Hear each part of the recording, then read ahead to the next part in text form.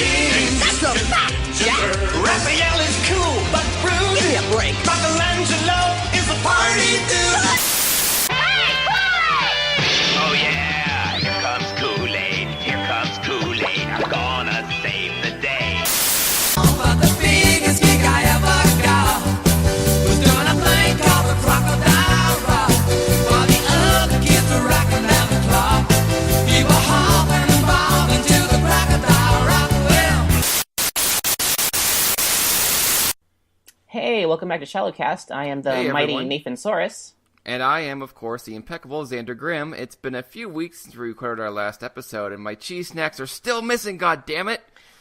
Yeah, I'm sorry for your continued deprivation. I didn't realize this was going to be a continuing thing. I kind of thought that issue would die and resolve itself, and apparently it has not done so. It hasn't, so I'm pretty much over it. It's incredible that it's been a few weeks and they're still gone, but I'm okay. I'm okay now. You totally sound like you're completely over it. I'm very convinced by this.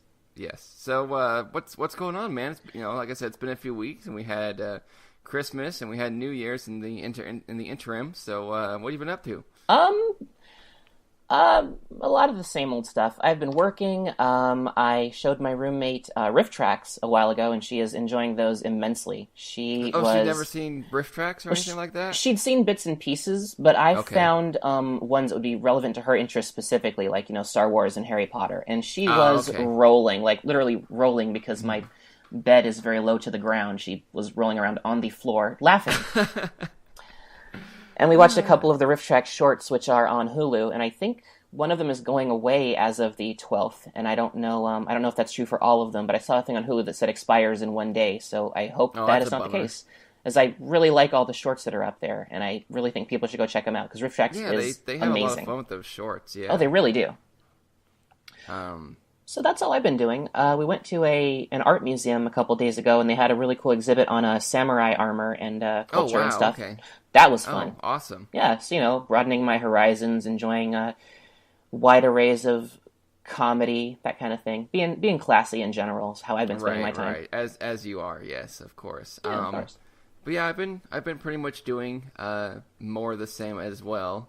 Hanging out, working, going to bits and pieces of Vegas, just on random errands and things like that. Mm-hmm. Watching some new Japanese stuff. I mean, it's not really new, but it's new to me. As part of my Christmas money, I picked up a couple of different Blu-rays. I picked up the 25th anniversary of Akira, which still, after all this time, looks really, really good, and it's still a really, really cool movie. I actually like it a lot. This is only the second time I've seen it in a decade. So it's quickly become one of my favorites, and I just have to find time to watch it, because I watched it with the Japanese audio, which is surprisingly the third audio track. There's two different English dubs they did over the years. Okay. And then, of course, the original Japanese. Yeah. And it's weird, because the Japanese is the third audio option. It's not even the default audio, which I guess kind of makes sense, but at the same time, it's just kind of weird. I think it depends on what market you're going for, because if all they're doing is saying this is a piece of important Japanese animation history, then they're going to put like just an English track at the beginning, so everybody can say, oh, hey, I can understand this important Japanese film. And then for the people that are like recognizing its contributions to anime and how important it is on a cultural level, are going to go to the Japanese language track, is my assumption there. Yeah. It might have just been that Americans made it, and so that's why. Right. Yeah. And then I also picked up a 3-movie combo set of a series of movies called Daimajin. Oh, okay, yeah, I've never seen those either. It's a series of movies made by Daiei, which of course was the company that made a few Akira Kurosawa films, and of course the Gamera films. Yeah. That came out in the mid-'60s, and it's basically giant monster period pieces, but it's not even really that. Like, they're particularly short. They're only like 75 minutes long, and I've only gotten a chance to watch the first one, and the actual titular Daimajin doesn't really even do anything until an hour in. It's definitely much more human focused, which makes sense given that Daimajin is more of a angry god statue rather than an actual giant rubber suited monster. But it's still, there's still fun, it's I like period pieces and things like that, and I like the Warring States era, which is what these take place in. I've heard good stuff about it. I've never had a chance to watch it, but that's the vibe I got, is that they're really just like war movies set in feudal Japan, and there happens to be a supernatural aspect in the form of daimajin. Right, exactly. It's exactly what they are. And it's also kind of funny because there's, they're war movies and stuff like that, and there's lots of slashing, but there's like no blood. It's like like gore wise, it's very, very tame, which is a little off putting at first, but overall they're really, really good. Well, for a long time in cinema and especially in animation, there was so much censorship going on in Japan, and censorship in visual media is still pretty heavy over there. It's weird that a lot of it has changed in the way that you can see a lot more nudity in things like the uncut Dragon Ball series, or see a lot more blood and stuff like that, or Rurouni Kenshin. But for a while, that wasn't the case. And right, so that's true, yeah. And I think Akira also, coming back to Akira, I think that actually helped out a bit, because there's not a whole lot of gore in that movie, but there's enough to earn an R rating. It's more about body horror, from what I've heard, right? Yeah, exactly. Yeah, it's very cyberpunk and stuff like that. And there's a scene where one of the characters loses an arm, and then of course starts growing it back, and it mutates. It's really cool. Yeah, that happened to me once. Yeah. Oh, dude, I remember that. That was tough times for you. You were really sympathetic about it, which I appreciated. Yeah. Well, it's what I'm here for. Mm-hmm. Well, it's weird we've both been watching stuff with, like, Eastern influences. Like, you've been watching Akira and Daimajin and stuff. Me and my roommate, Black Hole Girl, have been watching a lot of... we finished watching the 3rd season of The Last Airbender, which I've never seen. I remember you saying something about that on one of the social medias. Yeah, I think I was talking about that on Tumblr a lot. And then we watched Hero, the... I believe it's a Jet Li movie? Oh, okay, right, yeah. It's I think I know what really you're good. About. It's fascinating. Oh, you're talking about... Oh, no, I'm sorry, I'm thinking about Fearless. Which I think Fearless might have been made by somebody that worked on Hero. I know there's some kind of connection there from what I remember. Well, it's another Jet Li movie. Yes. But I can't remember what Hero's about. But anyway. Oh, Hero was really cool. It was set in feudal Japan, and it's the tale of... there's a frame story set around... it's a series of flashbacks about this warrior who's come to the palace of the Emperor of China, and he's telling the Emperor, here's how I killed these assassins that were plotting to kill you. Oh, okay. It's really interesting. I have seen that. I don't know if you have or not. It's very good. I watched so much stuff over the years as I was working for different video rental places that I just forget sometimes. Yeah, no, it's a very well-made movie. It came out in 2002. Oh, okay. And I'm gonna check on Wikipedia super fast. Yeah, it is a Jet Li film. Okay. And it's really interesting. The ending is kind of strange. There's a lot of cultural aspects to the film that Americans are really not getting. That really just we don't have the frame of reference for. I had to go on Wikipedia and get an explanation for why it ended the way it did. That kind of happens in anime a lot too. Like a lot of times, in different animes and stuff, and like going back to Kyoryuger even. And I think the dubs that the subs, that I've been watching have kind of done a trick to help clarify it. But one of the characters he's an older guy. He's like in his 30s, and he, as part of his character, he makes a lot of what they call old man jokes, and a lot of them are just like puns and things like that. So you can see why he's my favorite. But on one of the other subtitled versions I saw, who was breaking down and explaining why it's a joke. Like there's, different words sound similar and stuff like that. So, and that happens a lot. I've seen that happen a few times in different animes, and of course they don't really translate very well. But I see what you're saying. I like the fact that we still consider people in their 30s to be old, when in 4 years you and I are both going to be 30. Right. Well, again, frame of reference for, Kyoryuger and other Sentais and stuff like that. He's in his 30s, and most of the other characters are, they're like teenagers or early 20s. Yeah, no, I gotcha. I just think that's funny. So it sounds like we've both been watching a lot of stuff with martial arts and Eastern influences in the writing and the philosophies, and that's kind of a weird coincidence. It is, but I mean, that's part of the reason we're friends. I mean, we bonded over a kaiju film, so it makes sense that some of our interests would sync up like that when we have downtime. Yeah, it always comes back to Japan somehow, I suppose. It always does. So that's all I've been watching lately. Riff Tracks, Last Airbender, which we started from the 3rd season and just watched the end from there. Like, I still haven't seen the 1st and 2nd seasons, and I'm... Okay, but you were able to kind of follow along, and it makes sense, because they do a pretty good job of recapping stuff. Well, and what I've done, and I actually was telling my roommate this a while ago, when I was growing up and I was watching things like the Star Wars films and Indiana Jones, we had all three of those trilogies on VHS, but we didn't, like the VHS copies for some of them didn't work. So I didn't see A New Hope or Empire Strikes Back for like 10 years. I didn't see them until that theatrical re-release that they did in the mid-90s. Yeah. All I'd seen was Jedi. The first time I saw them in theaters too, obviously. Yeah. But I'd never seen them at all until then. And so all I had to go off of for Star Wars was Return of the Jedi. Like, okay, this is Star Wars. It's the story of Luke and Han and Lando and Leia. Right. And I had to figure out from the context of the film who all these people were, why they were important, and what was going on. So you get, okay, Lando and Han have been friends for a long time. Lando came to rescue him. Chewbacca is Han's friend too.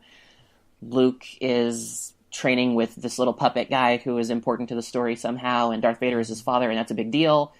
And so it's the kind of thing where you reverse engineer the plot based on the context you're presented with for whatever the current episode is. And so being so accustomed to doing that with Star Wars and with Indiana Jones, because I didn't see Temple of Doom for I don't know, until I was 18 or something. Well, and the thing is too is Indiana Jones is weird because Raiders of the Lost Ark is the first film, but Temple of Doom is actually a prequel to that. Temple of Doom takes place prior to Raiders of the Lost Ark. I actually did not know that. Yeah, and then I think Last Crusade obviously takes place after both of them.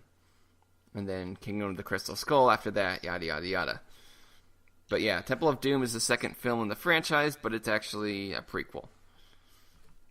Which I guess technically makes it one of the first sequel prequels, but... I don't know, actually. That would be interesting to look up. I know it's the first in a lot of other ways. It was one of the main reasons that the PG-13 rating was put into use. Right, exactly, yeah. That's why you have a movie like Jaws that's still rated PG. Mm-hmm. And the Gremlins, I think, was also instrumental in getting the PG-13 rating made. Yeah, I believe that. But that's... I would have to look that up, because now I'm curious about whether Temple of Doom is one of the first films to do that. I feel like that's not a new concept. Mm-hmm. But it might have been one of the first blockbuster movies to make that a thing that we pay attention to now and that happens in film a lot. Right. But yeah, let's look that up real quick because I know we wanted to transition into another subject as well, something else you were telling me about. So let's look that up real quick and we'll transition into our next topic. All right, yeah, let's change some topics. I'm down with that. All right, let's do it. Check rate of radioactive decay. Increase the Flash Gordon noise and put more science stuff around. All right, so we're gonna switch gears here a little bit. Nathan, what was that you were wanting to talk about? Well, I actually was thinking about bringing this up a while ago. I mean, ShallowCast is a hard-hitting show, or I think it has a potential to be. You know, right? Definitely. We talk about a lot of silly stuff, but I feel like from time to time, it's good for us to feel comfortable having serious discussions about stuff, things that are going to help us understand the world and understand ourselves and get a little more philosophical and deep about things. So with that in mind, I want to ask you a question, Xander. Sure, hit me. Who's your favorite Ninja Turtle? Michelangelo. Okay, all right. Would you describe Michelangelo as a party dude? Yes, he is definitely the party dude. Okay, you see, conversely, Raphael is traditionally regarded as cool but rude. Right. I've noticed this in the theme song for the original show. And this is what I want to think about a second. Why did they keep Raphael on the team? What is this trope in fiction where you have to have a douchebag on your team? This really aggressive, really rude, genuinely unhelpful person who has to be on every fictional team. Wolverine and Raphael and Falco and Star Fox, and even Tony Stark is really rude and abrasive in the Avengers movie. Right, that's true. We were talking about why do we have that guy? That's a good question, and I don't really know. Yeah. And I'm trying to think of other examples, and I mean, my big one is again, Power Rangers and Super Sentai, and I don't really think of anyone that stands out to being a jerk or anything like that. Like, I guess in Wild Force you have the Yellow Ranger. She's an Air Force pilot, and one of the first things she does is punch the Red Ranger in the stomach and basically say, "You're on the team now." But I mean, other than that, I really can't think of any examples on Power Rangers. But I don't know why that is, but it's definitely a trope. I mean heck, Dragon Ball Z has Vegeta. Yeah. Well, and that was actually because I was about to say it seems like it's almost more of a Western thing because all the examples that came to mind right off the bat were Western, except that Star Fox is not and Dragon Ball Z is not, obviously. So, like, I don't know why culturally, and apparently interculturally, because Japan does this too, we have to have this person on the team who doesn't want to be there, doesn't want to help out, and is often actively detrimental to the overall goals that the team has. Like, I don't get this. Mm-hmm. I'm trying to remember, because in TMNT, you know, Raphael is striking out on his own, and he dresses in Batman armor and fights crime. And they explain it, but I can't really remember why. I can't remember why they decided to keep him on the team. It's just like a little hand-wavy thing.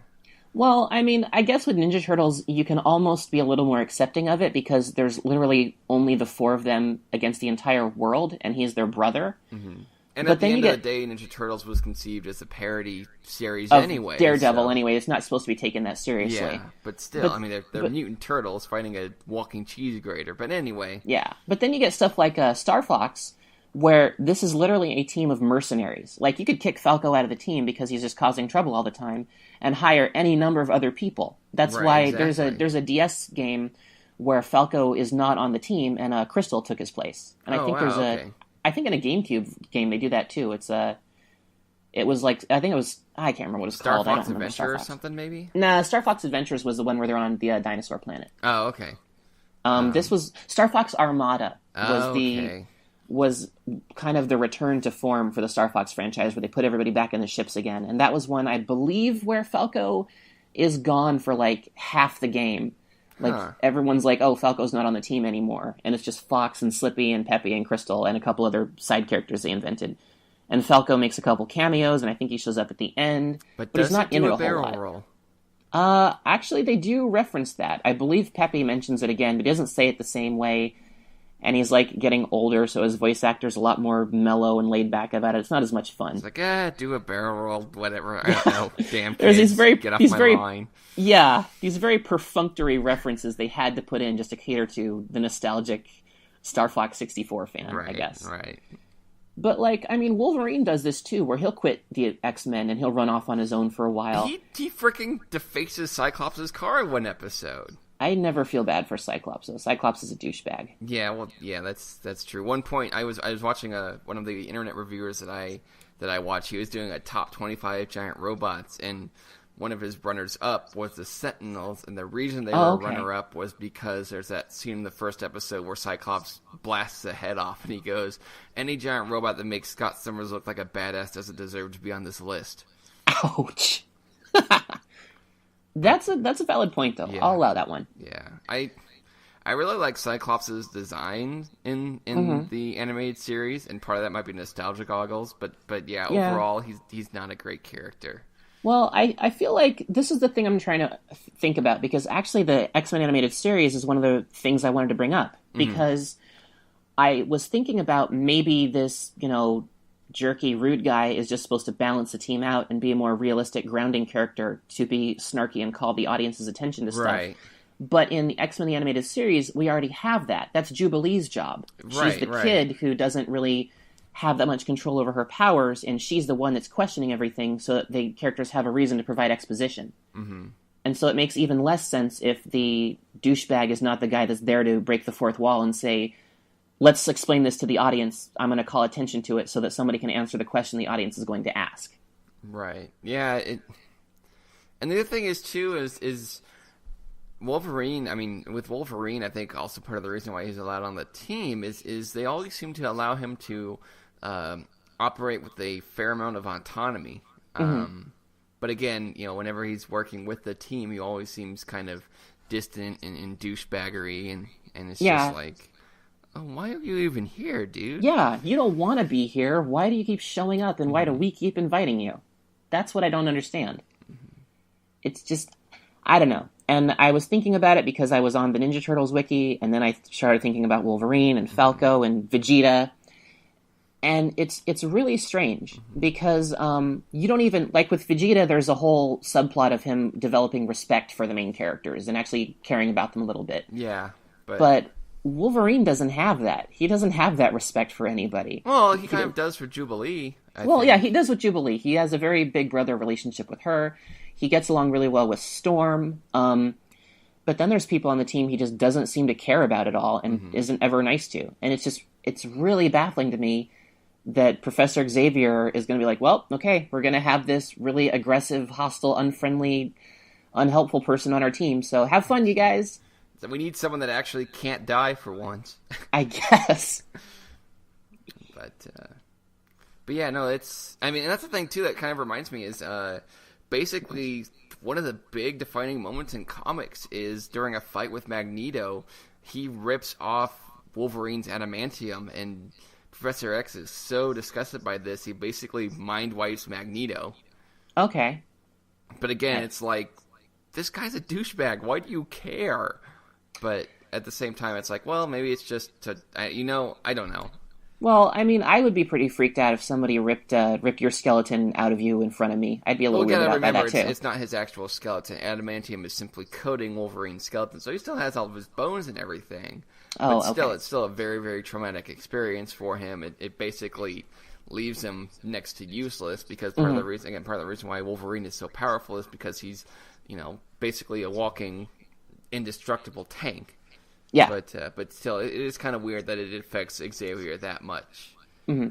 That he basically mind wipes Magneto and makes him a vegetable. Uh-huh. Well, do you think that we need a douchebag on our team? I don't know. After Wally, I'm just like... Well, Wally was an asshole, and he was kind of a dipshit. Like, he wasn't mean so much as just he didn't know how to do anything or accomplish anything valuable. I know, but it's like, I don't want to have to put up with anybody else right now. Yeah, well, and I don't think I even know any douchebags. Like, I intentionally avoid them. Yeah, I mean, there's that one Leo guy, but he's gone now. I don't even really like acknowledging his existence. Yeah.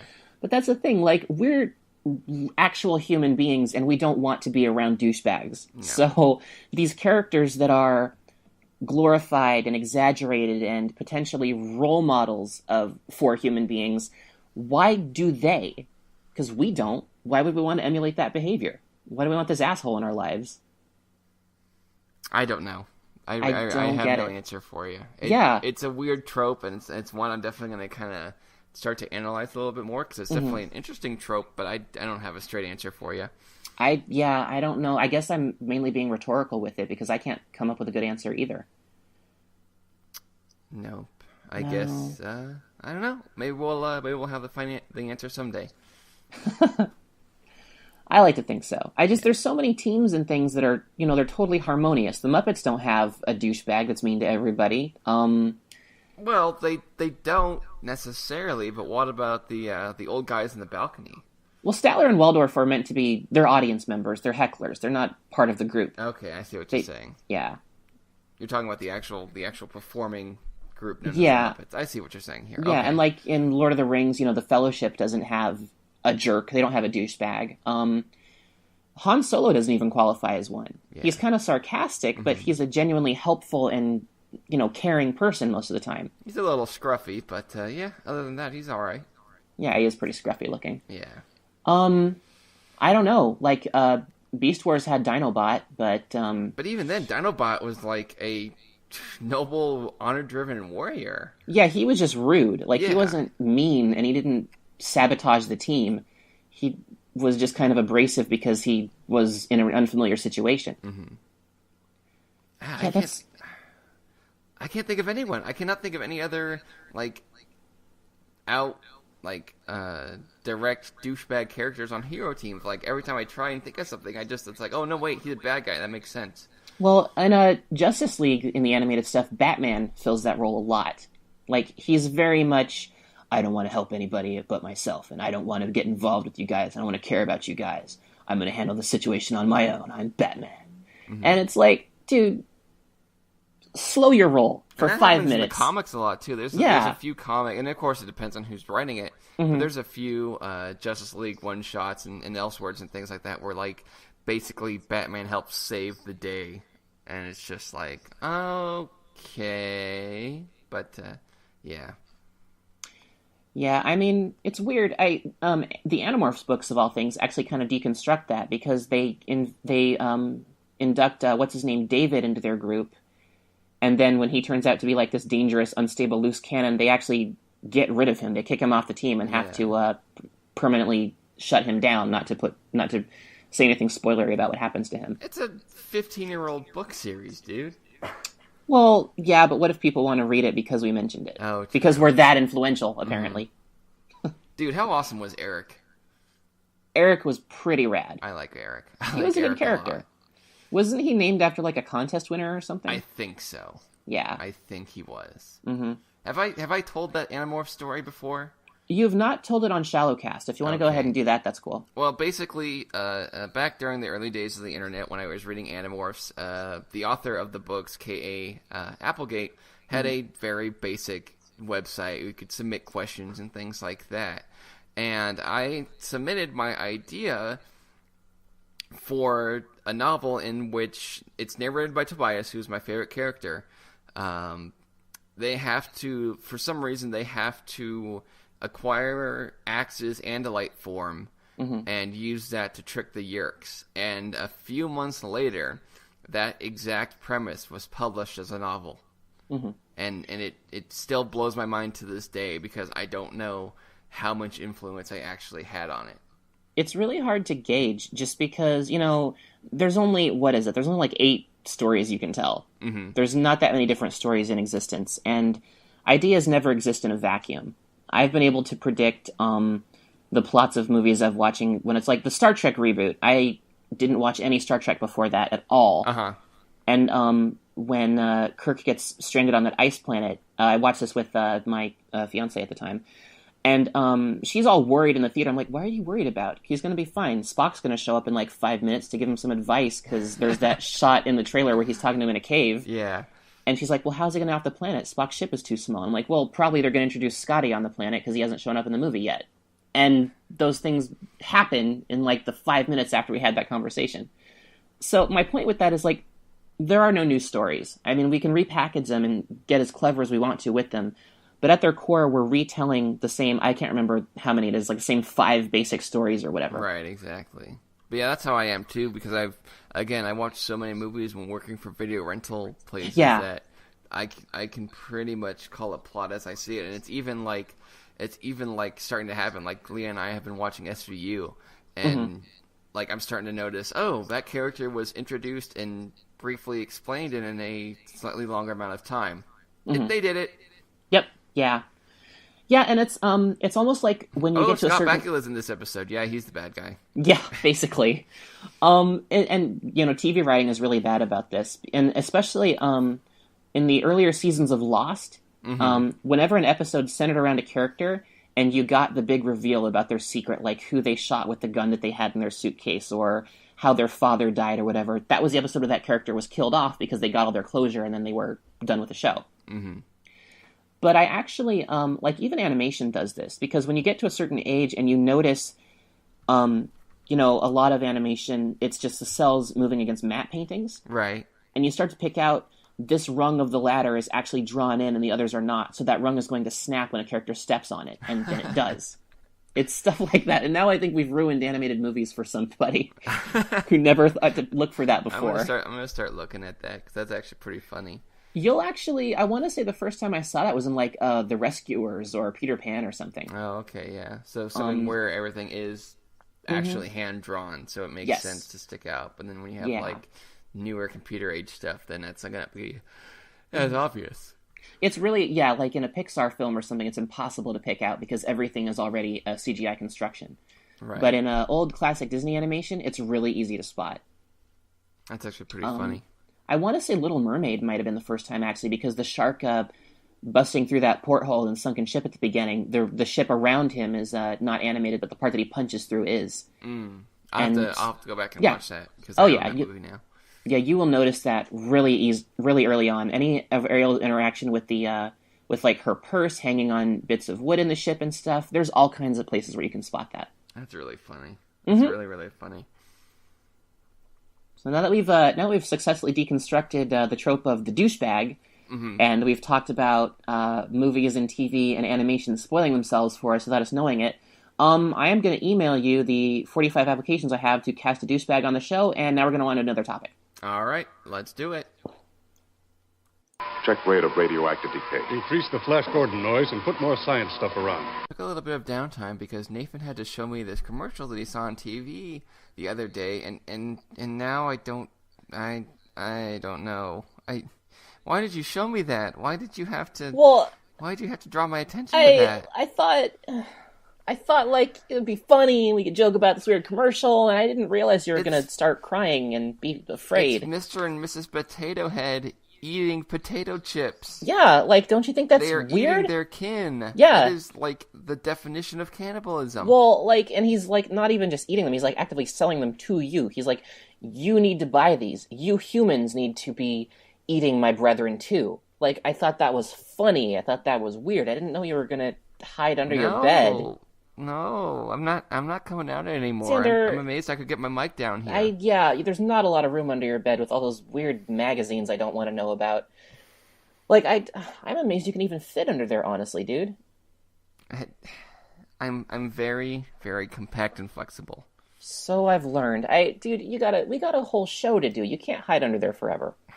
But I'm having an existential crisis now, dude. Like, what if, like, how farther down does this go, man? Well, like, come on, Mr. Potato Head. Okay, first of all, this isn't the first time he's done this. Like, in 97 or 98, he was selling Burger King fries when Burger King changed their recipe, and he was saying, try the fry. Like, he's done this before. And you think that makes it better? Well, I don't think it makes it better. I think it makes it less surprising because there's a precedent established for this behavior from him.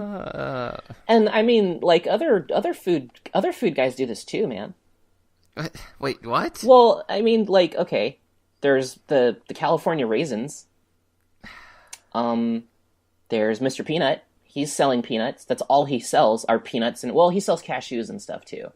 Like he sells peanuts. Selling off his brethren. Yeah. I mean, like these are anthropomorphized characters. They have intelligence. You would think that they realize what they're doing, and I'm just like, no, you guys can't do this no more. So, well, I mean, it's not just like fruits and vegetables doing this. I mean, the M&Ms do this. There's Twinkie the Kid and Charlie the Tuna and oh God, Kool-Aid Man. No. And I was gonna say the Kool-Aid Man. Like he's literally pouring out Kool-Aid that is inside his body. He like dips that pitcher in through the top of his head and hands it out to children. That's one thing I don't understand with Kool-Aid Man is there's so many different flavors of Kool-Aid, but he's red. Are we dealing with some sort of genocidal maniac here? What's going on? The flavors of Kool-Aid change depending on what Kool-Aid Man has eaten recently. So the reason that he's always red in the commercials is because he's had a lot of caffeine, he's had a lot of sugar, because you got to be ready to make these commercials. You got to be filming all day. And so he's always red in the commercials because he's always really amped up and he's really just buzzed on whatever caffeine and energy drinks he's got going on in there. And so, when he goes back to that explained the heart attack. Yeah, no, that's why he almost died in the 90s and he had to have that triple bypass. Oh, and they had to bring that glass blower in. But, and so, he goes back to the studio and he eats like a salad or he eats like, grapes or whatever, and then his color changes because that's what he's been eating, and that's how you get the other flavors at the factory. That's just how Kool-Aid Man works. This is dark. It's a little creepy. Admittedly, it's a little weird. Like, I didn't realize it was going to upset you this much. I knew you'd be a little weirded out by it because you're a little, impressionable. But I didn't think it was gonna... I honestly did not think this was gonna hit you this hard. And the California Raisins, no. Like, they're actual entertainers. Well... They're using entertainment to sell us their brethren. Like, the California Raisins are way before our time. I do not have any knowledge of whether or not they actually sold us, I don't know if they were ever shown eating raisins or enticing humans to eat raisins. I think they were just playing their music and, like, maybe they signed away their likeness rights and the company decided to start doing it in their commercials and they didn't realize what was happening until later. Like, I don't know that all these characters are necessarily complicit in this action. Like, you're implying that Mr. Peanut is some kind of Uncle Tom or he's selling out all of the other peanuts in order to make money and make his fortune. And, okay, yeah, in Mr. Peanut's case, that's probably true, but I don't know what I mean, he does have a top hat. He does. He has a top hat and a monocle and a cane. He's a very affluent peanut. Yeah, he is. And he's an affluent. I got better. You know what? You stay under that fucking bed. You are not coming out from under there now. I will do the show without you. No. I'm fine. I'm gonna make a grape escape from under my bed so we can switch topics again.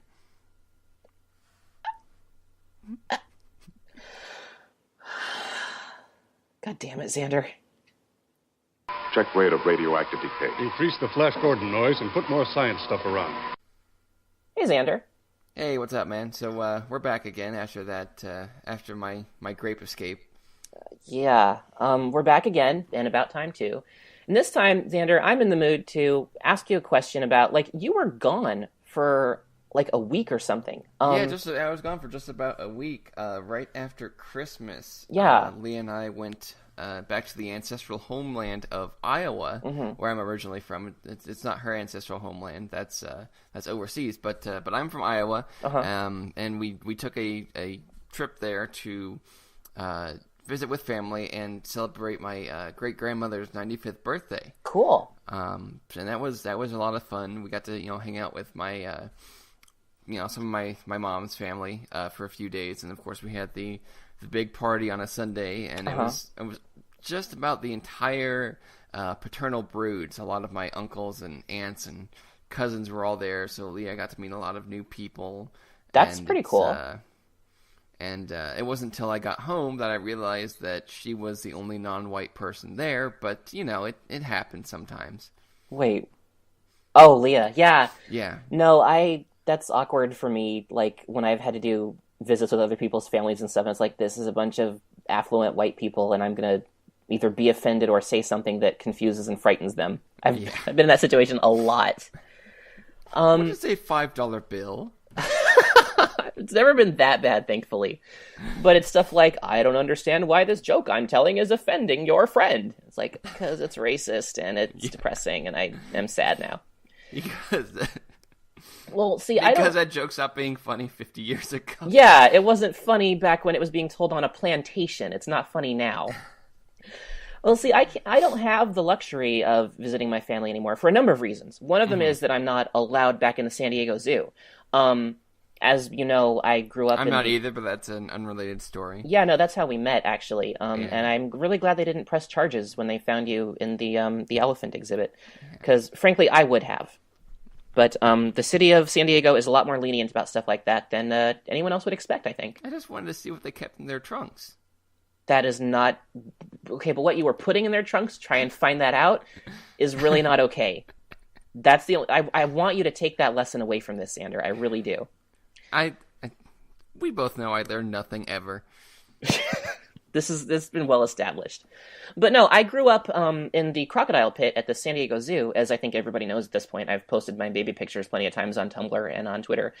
Biggest fucking thing ever. Yeah, it's just me chilling out with my mom and my dad. And my dad was a saltwater crocodile, and my mom is a Nile crocodile. So the mixed family, and that's that's why my complexion is so strangely dark. Right, and, exactly.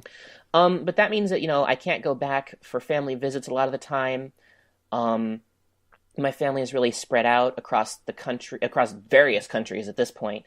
So I don't really get to do that. Like, I can't go back and visit my family for Christmas or visit my family for Thanksgiving. And it's really interesting to me that other people can. Because, at the age of 8, I was like, social services found the kid in the crocodile pit and, put him in a foster home. So I didn't really have that. I've never had that experience. It's really interesting. Yeah, but it was fun. There was some, family tension as there is when you have where one younger brother is a teenage punk and the other one is, of course, having another kid. Somebody in your family's dating an alligator. Somebody in your family's dating a boa constrictor, and so there's lots of unintentionally racist comments being made about that kind of thing. I know what that's like. Yeah. For the last time, Mom, she's an amphibian, not a reptile. Boa constrictors are reptiles. No, I know, but I was just kind of making a because Leah's because Leah's amphibious, right? Right, exactly. Yes, yeah. No, that's one of the reasons that when I've gotten to talk to her, we've really bonded over that. Reptiles and amphibians aren't related, but we come from a lot of the same parts of the world. Philosophically, we're pretty compatible, so we get along really well for the most part. Right. Yeah. Yeah. And it only gets awkward when it gets too hot out. Yeah, no, or there's, large bodies of water, and, I gotta stay on this rock, and she's gotta go swimming or whatever. It's really weird. No, I gotcha. Yeah. She's getting better about not mocking you for it, though.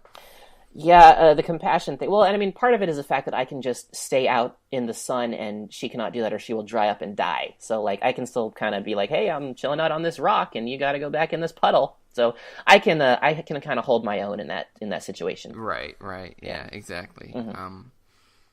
But yeah, and it was crazy though because driving around in Iowa in the dead of winter is oh god, really really cold. I can imagine.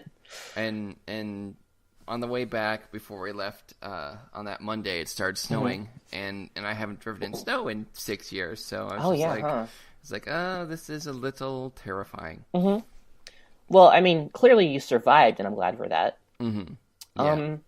That's really cool though. Like, your grandma's 95. Yeah, she's 95 years old, man. It's crazy because That she's is still, crazy. Up and about and apparently still driving from time to time, and she hasn't had a whole lot of medical problems or anything like that. She's a tough old bird. And That's pretty cool. She outlived my great grandfather by about 15 years now. Damn. So, yeah, it's crazy. So you guys I'm hoping she pushes triple digits, but we'll see what happens in the next 5 years. So you guys are like, is your family just like naturally really long lived or something? Like, do you guys just have long lives? It seems that way, but we're also kind of prone to external circumstances. My grandfather, the guy that married my grandmother. That's how that usually works. Yeah. He was a big kind of smoker and drinker, and he worked on the railroad and stuff. So he had his first heart attack by about the time he was my age. Damn. And he actually died a couple of years after I was born. Okay. But she's still kicking, she's still lively, and she's in her 60s.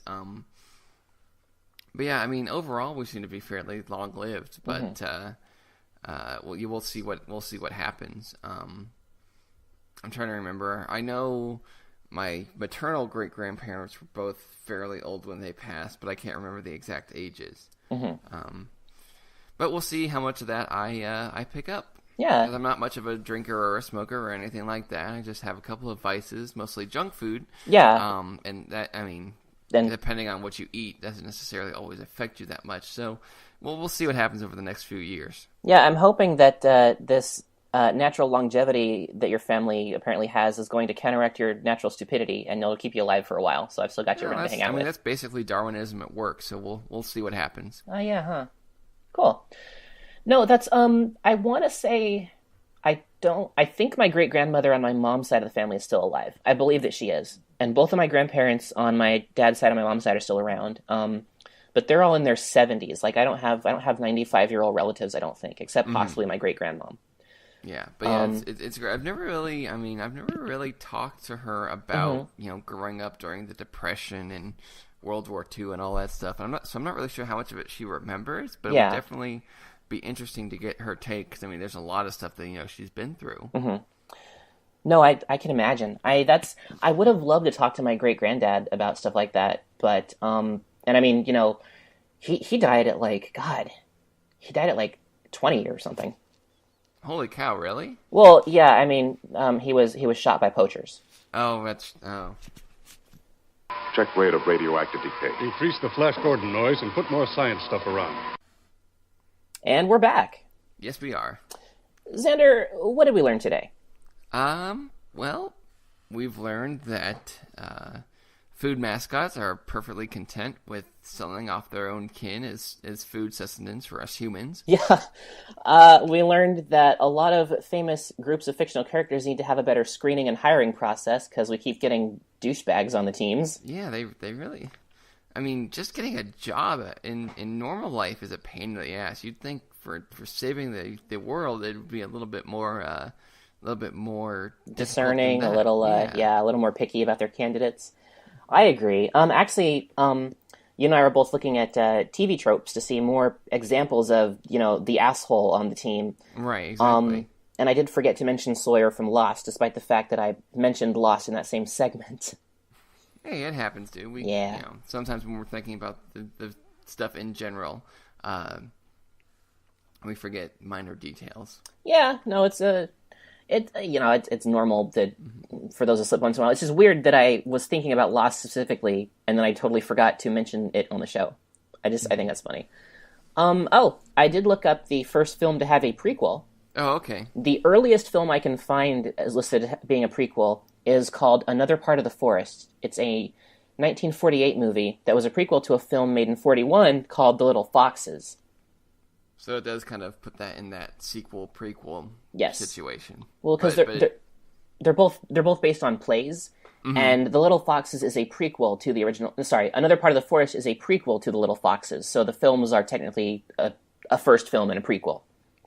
Okay, so it's not that they when they originated as plays, they originated as a first and second then. Yeah, they originated as I wrote this play, and then a long time later I wrote a prequel to that play. Oh, okay, I see what you're saying. Yeah, and then they made the movies based on them both. Okay, so, I see what you're saying. So it's not like Indiana Jones where it's a second film in the franchise. It was planned that way. It just happens to be a prequel to the first one in the franchise. Yeah. Okay, that makes sense.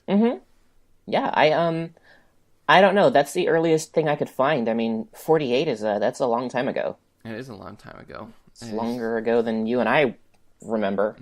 I mean, it's not quite as long as it's 95 years ago, but it's a while. Maybe we should ask your grandma what the first film to have a prequel was. We should, because she's a bit educated and she likes reading and things like that. So maybe she'll know. Maybe she'll remember it. Should we get her on the show?